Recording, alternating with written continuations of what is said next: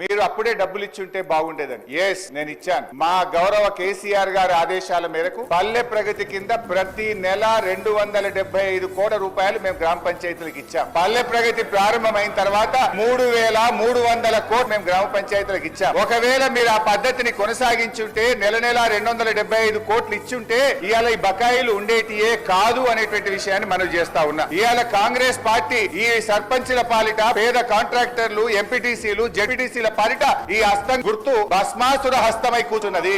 ఇవాళ వాళ్ళ ఉసురు పోసుకుంటున్నారు. సో దయచేసి మంత్రి గారిని నేను స్పష్టంగా అడిగా, సంవత్సర కాలంలో మీరు క్లియర్ చేయలేదు. ఒక్క నవంబర్ లో బడా కాంట్రాక్టర్లకు 1200 ఇచ్చారు. అందులో సగం ఇస్తే సర్పంచ్ల బిల్లులు క్లియర్ అవుతుండే. ఎప్పట్లోకి ఇస్తారో స్పష్టంగా చెప్పండి అంటే త్వరలో ఇస్తాం, చూస్తాం, చేస్తామన్నారు. ఏడాది అయినాక కూడా చూస్తాం, చేస్తామనేటువంటి మరి బాధ్యతారహితమైన సమాధానం మంత్రి గారి నుంచి వచ్చినందుకు ఈ సభ నుంచి మా తీవ్ర నిరసన తెలియజేస్తూ వాకౌట్ చేస్తున్నాం.